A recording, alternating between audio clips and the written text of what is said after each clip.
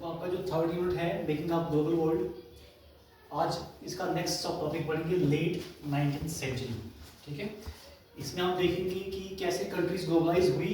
हमने पीछे पढ़ा, बहुत सारे जो फ्लोज हमने देखा। तो अब यहाँ हम देखेंगे कि कंट्रीज जो थी वो ग्लोबलाइज तो हुई, लेकिन उन्होंने साथ साथ क्या किया कि बहुत सारी दूसरी कंट्री को क्या किया, वहाँ पर उन्होंने बहुत सारी अपनी कॉलोनीज को एस्टेब्लिश किया।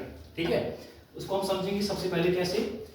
इसमें आपने ये आइडिया आपने याद रखना है कि जो अफ्रीका और एशिया की कंट्रीज थी, वहाँ पर जो यूरोपियन कंट्रीज थी, जो बड़ी बड़ी बिग पावर्स थी, उन्होंने अपनी कॉलोनीज एस्टेब्लिश कर दी थी। जैसे हम इंडिया की बात करते हैं, ईस्ट इंडिया कंपनी इंडिया में आई थी, है ना। तो वैसे ही हम अफ्रीका के केस पढ़ेंगे, फिर उसके बाद देखेंगे कि इसका इम्पैक्ट क्या पड़ता है वहाँ के वर्किंग क्लास के ऊपर। सबसे पहले क्या लिखा है, ट्रेड फ्लोरिश, यानी कि अब जो 19th सेंचुरी का आगमन होते होते जा रहा, मतलब कि उसके एंड की हम बात करें तो क्या हो रहा था कि आहिस्ता आहिस्ता डेवलपमेंट होती जा रही थी। हमने लास्ट क्लास में पढ़ा था कि डेवलपमेंट हो रही थी, इंफ्रास्ट्रक्चर बढ़ रहा था, तो ट्रेड भी बढ़ रही थी, ट्रेड फ्लोरिश हो रही थी, और मार्केट भी क्या हो रहा था, आहिस्ता आहिस्ता एक्सपैंड होता जा रहा था। उसके साथ साथ जैसे कि आपको मैंने बताया, यूरोप जो थे अपने जो कॉलोनीज थे उसको एस्टेब्लिश करता जा रहा था। Europe had established lots of colonies. Europe क्यों? क्योंकि यूरोप जो था उस टाइम मतलब कि उभरता हुआ एक जो है मतलब कि पावर बनता जा रहा था। उसने सोचा कि मैं अलग अलग देशों में जो कमजोर देश है वहां पर अपने कॉलोनीज को एस्टेब्लिश करता हूं। तो Europe had establish lots of colonies, बहुत सारी कॉलोनीज को उसने एस्टेब्लिश किया, जिसकी वजह से क्या होता है, people freedom and livelihoods change into the painful life. लोग जो बड़ी ही फ्रीडम के साथ रह रहे थे, उनका जो रोजगार बड़े अच्छे तरीके से चल रहा था, लेकिन उनकी लाइफ जो है वो पेन में चली जाती है, यानी उनकी लाइफ जो होती है स्ट्रगल से भर जाती है। कहां पर?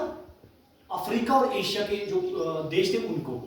क्यों? क्योंकि ये जो यूरोपियन कंट्रीज थी, ये यहां पर क्या कर रही थी, अपनी कॉलोनीज को एस्टेब्लिश कर रही थी, और वहां के जो लोग थे अफ्रीका के और एशिया के, उनके ऊपर जो है बुरा असर हमें देखने को मिल रहा था। तो क्या है, in 1885 big European powers met in the Berlin. Berlin ये जर्मनी की कैपिटल है बर्लिन।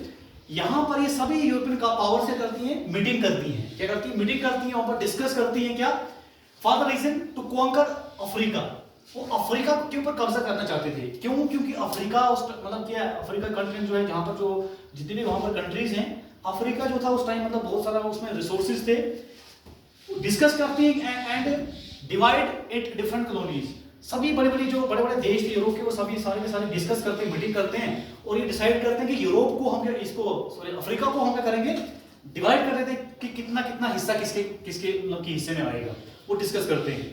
ठीक है, कि वहां पर क्योंकि रिसोर्सेज अच्छे थे, वो सोच रहे थे कि हम यहाँ पर जो है अपनी कॉलोनीज एस्टेब्लिश करेंगे और अपना जो है मार्केट एक्सपेंड करेंगे, और साथ में एक बिग पावर जो है वो उभर के आएंगे।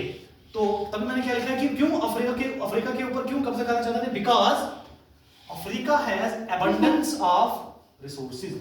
क्योंकि अफ्रीका में क्या था, बहुत सारे क्या थे, रिसोर्सेज थे। एबंडेंस का मतलब क्या होता है, अधिक मात्रा में क्या थे, रिसोर्सेज भी थे, और क्या थे, मिनरल्स थे, और उन सब रिसोर्सेज और मिनरल्स के ऊपर कब्जा करना चाहता था कौन, ये यूरोपियन नेशंस जो थे। यूरोपियंस केम टू अफ्रीका, और अफ्रीका आ जाते हैं फॉर द पर्पस, किस पर्पस से, for the purpose to produce crops and minerals. चाहे क्रॉप्स होगी, चाहे रिसोर्सेज होगी, चाहे मिनरल्स हो गया, वहां पर ही, कहां पर, अफ्रीका में प्रोड्यूस किया जाए, और बाद में वहां से प्रॉफिट कमा के उसी चीज को जो है एक्सपोर्ट कर दिया जाए, कहां पर, यूरोप, वापस यूरोप के लिए। जैसा कि इंडिया में, तभी मैंने यहां पर लिखा हुआ है एज इन इंडिया, जैसा कि इंडिया में हुआ था जब ईस्ट इंडिया कंपनी जो है इंडिया में आई थी, यानी कि इंडिया में आई तो इंडिया कौन से कंट्री में आता है, एशिया में आता है। तो एशिया में उन्होंने कॉलोनीज बनाना स्टार्ट कर दिया। तभी मैंने एक वर्ड यहां पर यूज किया कि अफ्रीका एंड एशिया। जैसे उन्हें एशिया में, जस्ट लाइक इंडिया में आके जो है उन्होंने ईस्ट इंडिया कंपनी के नाम से जो है स्पाइसेस की ट्रेड की थी, और ट्रेड करते करते उन्होंने अपनी कॉलोनीज वहां पर एस्टैब्लिश कर दी थी। Same is the case with the Africa. तो अफ्रीका में उन्होंने क्या देखा, मिनरल्स और रिसोर्सेज देखे, और उस हिसाब से वहां पर मीटिंग की, डिस्कस किया कि हम जो है यहाँ पर जो है अपने रिसोर्सेज को, उनके रिसोर्सेज को यूज करेंगे, वहां से जो है हमें जो प्रॉफिट मिलेगा, यानी कि जो भी हम चीजें बनाएंगे उसको एक्सपोर्ट कर देंगे, कहां के लिए, वापस यूरोप के लिए। ठीक, यहां तक सबको समझ आ गया। अब आगे देखो, आगे क्या लिखा है, Europeans adopted many methods to force African. Africa में, जैसा कि मैंने बताया कि अफ्रीका में क्या थे, मिनरल्स थे, रिसोर्सेज थे, उन लोगों को काम करने की कोई जरूरत नहीं थी, क्योंकि वहां पर ऑलरेडी सब चीजें उपलब्ध थी, तो वो काम क्यों करते। लेकिन जो ये यूरोपियंस थे, ये वो चालाक थे, चाहते थे कि वो उनके लिए काम करें, यूरोपियन अडॉप्टेड मैनी मेथड्स, बहुत सारे मेथड्स को अडॉप्ट करते हैं टू फोर्स, क्या ताकि अफ्रीका के लोगों को क्या किया जाए, फोर्स किया जाए, उनको मजबूर किया जाए पीपल फॉर वर्क, ताकि वो काम करें, उनके लिए, यूरोपियंस के लिए काम करें।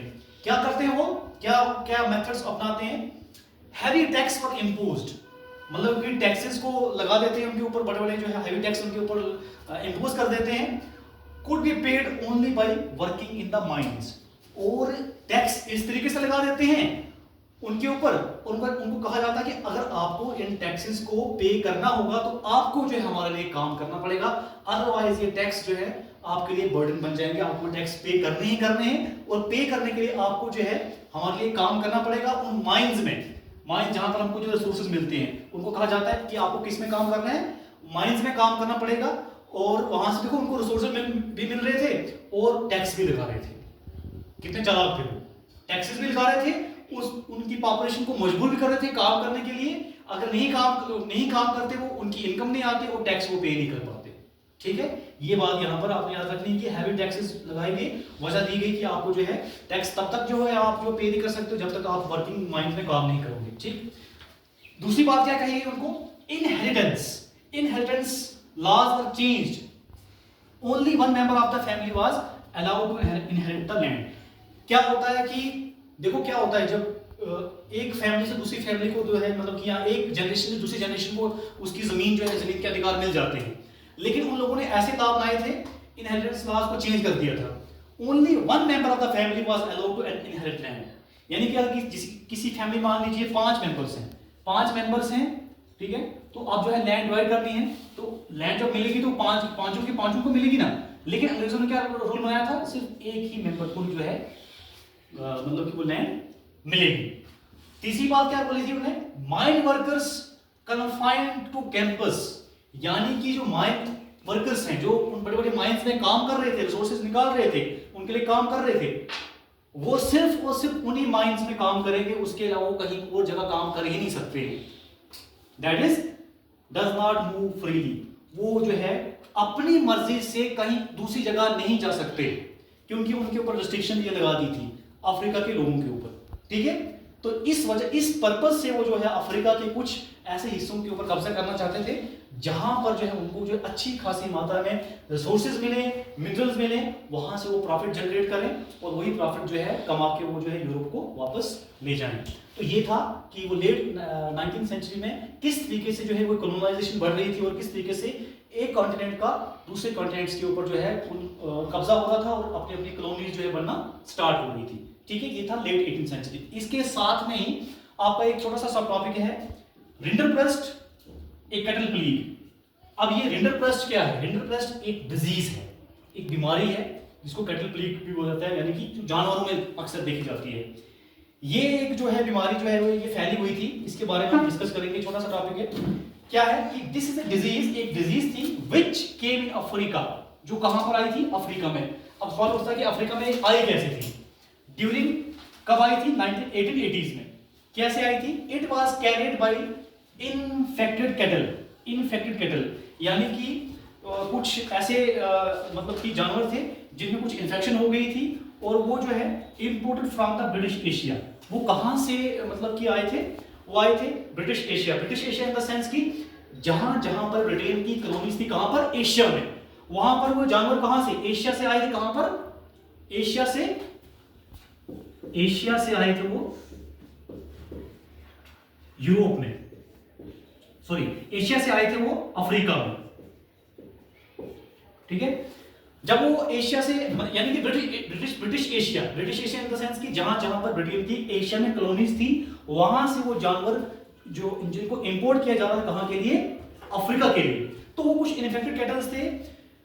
It was carried by the infected cattles imported from British Asia to feed Italian soldiers, ताकि जो इटली के सोल्जर्स थे उनको जो है मतलब कि उनकी ऐसे मीट, जैसे हम बोलते हैं ना मीट प्रोडक्शन, ताकि उनको फीड किया जाए, क्योंकि उनको इटालियन सोल्जर्स को उनकी जो है जो खाने की जरूरतें हैं, जैसे हम बात करते हैं मीट की, वो पूरी हो सके। उसके लिए जो है वो जानवरों को इंपोर्ट किया जाता था अफ्रीका में। लेकिन वो क्या हो जाते थे, एनिमल जो थे वो इन्फेक्टेड एनिमल्स थे।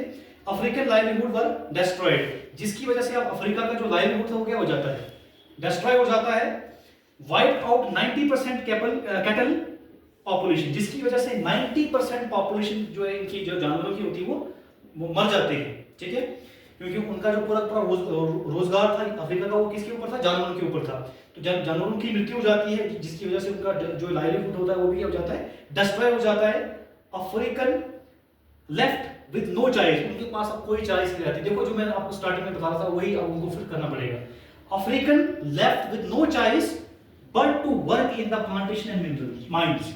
अब उनको उनके पास कोई वो चॉइस नहीं थी, अब उनको क्या करना पड़ रहा था, फिर से उनकी जो ने बोला था कि हमारी इस माइंस में काम कीजिए, आपको टैक्स भी पे करना पड़ेगा। अब वो मजबूर उन लोगों को टैक्स जो है देने के लिए, फिर जो है माइंस में काम करने के लिए वो क्या हो गए, मजबूर हो गए।